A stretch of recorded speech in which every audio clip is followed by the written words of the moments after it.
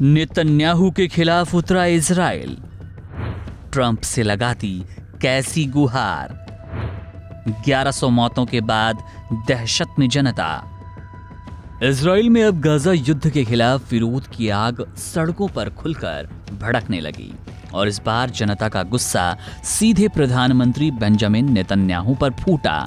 वजह साफ, नेतन्याहू की युद्ध नीति अब खुद इजरायली नागरिकों को ही खलने लगी। तेल अवीव से लेकर यरूशलेम तक हजारों लोग सड़कों पर उतरकर एक ही बात कह रहे हैं, बस बहुत हुआ, ये जंग अब खत्म होनी चाहिए। लेकिन सवाल ये कि आखिर जनता का गुस्सा सिर्फ नेतन्याहू पर ही क्यों? दरअसल इजरायली समाज का एक बड़ा तबका अब मानने लगा कि नेतन्याहू अपनी सत्ता बचाने के लिए गाजा में युद्ध को खींच रहे हैं, जबकि इसका खामियाजा सीधे उन निर्दोष नागरिकों और बंधकों को भुगतना पड़ रहा है जो अब भी हमास के कब्जे में हैं। लोगों को लगता है कि अगर युद्ध ऐसे ही चलता रहा तो उन बंधकों की रिहाई की कोई संभावना नहीं बचेगी।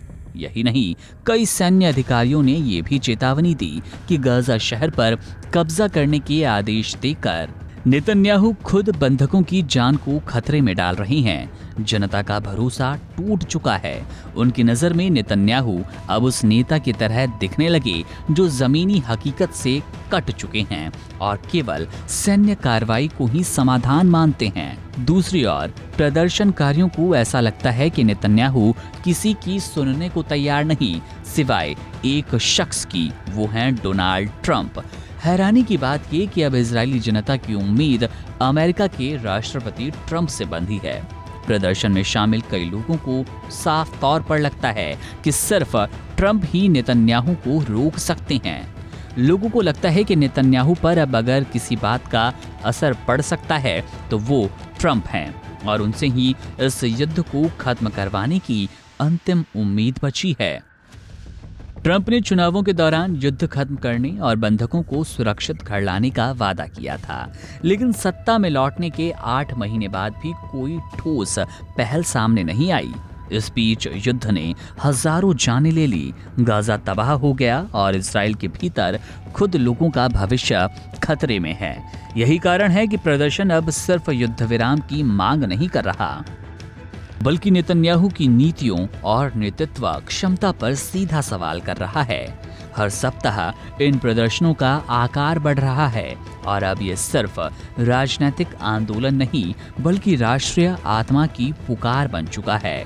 एक ऐसी पुकार जो कह रही है कि अब नेतृत्व बदलिए, दिशा बदलिए और पहले इंसानियत को बचाइए। जाहिर तौर पर हमास और इजराइल के इस युद्ध में हजारों जानें गईं, करोड़ों का नुकसान हुआ और लगातार ये संख्या बढ़ती जा रही है।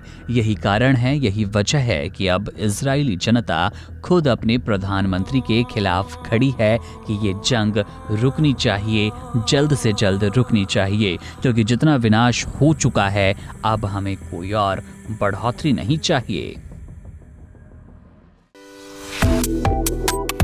Subscribe to One India and never miss an update. Download the One India app now.